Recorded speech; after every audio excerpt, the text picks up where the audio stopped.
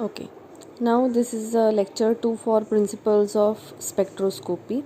Okay, last time we have discussed up to the types of spectrum, that is absorption spectrum and emission spectrum.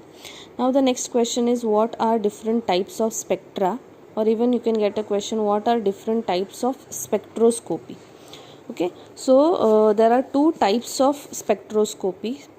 One is atomic spectroscopy, another one is molecular spectroscopy, or there are two types of spectra. We can get atomic spectra and molecular spectra, which are based on this. Atomic spectroscopy deals with the transitions that are happening in an atom, and molecular spectroscopy deals with the transitions, of course the transitions, energy transitions that are happening in a molecule. Now I have written over here simple and here I have written complex. Atom तो एक ही atom रहेगा, तो एक ही atom ground state से higher energy state में जाएगा या higher energy state से लोअर एनर्जी स्टेट में आएगा, तो ये सिंपल टाइप का ट्रांजिशन रहता है. लेकिन मॉलिक्यूल में बहुत सारे एटम्स रहेंगे, हर एटम का जो ट्रांजिशन रहेगा from ground to excited state और from excited state to ground state will be different. So the spectra that is obtain in case of molecular spectroscopy is quite complex. In atomic spectroscopy हम लोग सिर्फ electronic transition पढ़ते हैं, लेकिन एक molecular spectroscopy में electronic transition के साथ साथ we also study the vibrational and rotational transitions. Now what are these vibrational and rotational transitions? So for that we need to understand the different types of molecular energy levels.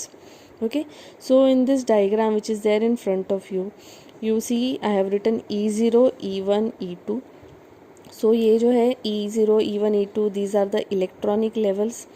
तो जब एक atom में transition होता है तो एक lower energy से electron जाता है, एटम जाता है हायर एनर्जी, सो सिर्फ इलेक्ट्रॉन का ट्रांजिशन होता है. सो यहाँ से E0 से E1 में, E1 से E2 में, तो atomic transitions are restricted only up to the electronic transition.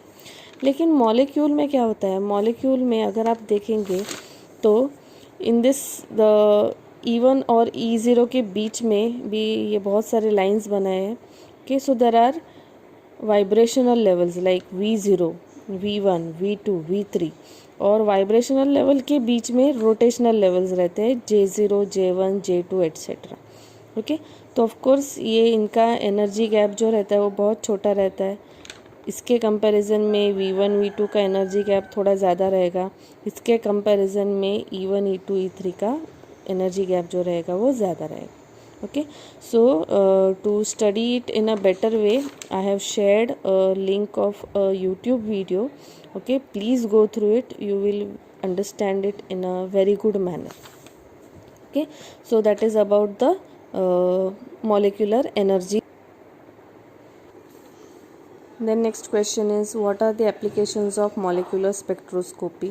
So it is used for structural investigation. एक unknown compound है तो उसका structure कैसा है, कितने atoms है, कितने molecules है, क्या है उसके अंदर, कैसे bond बनाए गए हैं, तो ये सब पढ़ने के लिए this molecular spectroscopy becomes very useful. It is used to determine electronic energy level, bond lengths, bond angles, bond strength. So the entire structure of the molecule can be studied by the help of molecular spectroscopy. Okay, also changes in the concentration of reactants and products पढ़ने के लिए भी इसका use होता है. And it is also used for understanding the colors which are there. Since it deals with the wavelength, we can also study. The next question is selection rules. Please mark it extremely important from the exam point of view. Okay, so what are these selection rules? Here I have written, when light falls on certain molecule or atom, whether it will be absorbed or not, this depends on certain rule, and these rules are called as selection rules.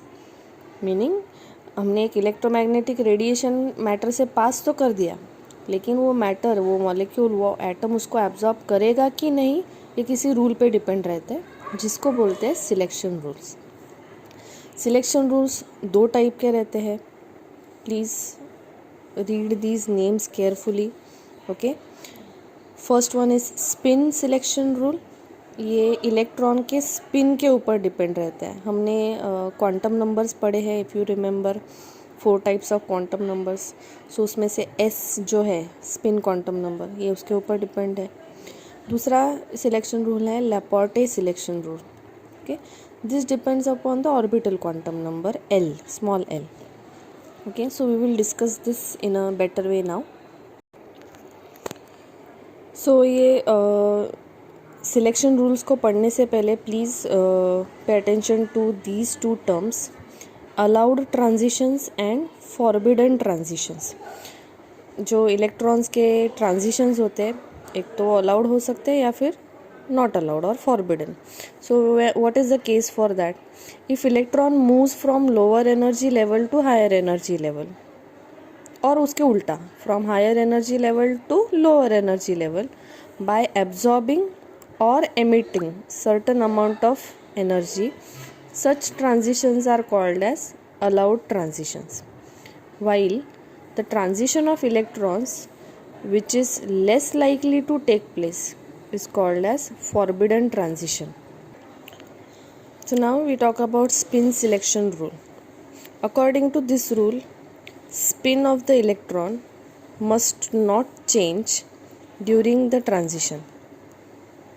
Spin of the electron is denoted by small s. So spin of the electron must not change, मतलब change in the spin delta s should be equal to 0. So the spin multiplicity, that is s, should be 0. Hence singlet to singlet and triplet to triplet transitions are allowed transitions, whereas singlet to triplet and triplet to singlet transitions are forbidden transition. अब क्या मतलब है ये सब का? So for that we will refer these diagrams. Okay, singlet state मतलब एक ground state है जिसमें ये pair of electrons आपको दिखाई दे रहा है. Okay, so एक का डायरेक्शन ऐसा है, एक का डायरेक्शन ऐसा है. These are 2 electrons. Okay, so ये एक का स्पिन ऐसा है, एक का स्पिन ऐसा है, डाउनवर्ड डायरेक्शन में है. ओके, सो ये सिंगलेट स्टेट है. सो ये सिंगलेट ग्राउंड स्टेट बोल सकते हैं इसको. जब ये वाले इलेक्ट्रॉन को थोड़ा सा एनर्जी मिलेगा तो वो एक्साइटेड स्टेट में जाएगा, तो ये S1 is singlet excited state, S0 is singlet ground state, S1 is singlet excited state. तो जब इलेक्ट्रॉन को एनर्जी मिलेगा ये दोनों में से किसी एक इलेक्ट्रॉन को, तो ये इलेक्ट्रॉन एक्साइटेड स्टेट में जाएगा. लेकिन अगर आप देखें तो ये वाला इलेक्ट्रॉन था और इसके बाजू वाला इलेक्ट्रॉन जो ऊपर के एनर्जी लेवल में गया वो उसी फेस डाउन पोजीशन में ही गया. उसका ये जो स्पिन था वो चेंज नहीं हुआ.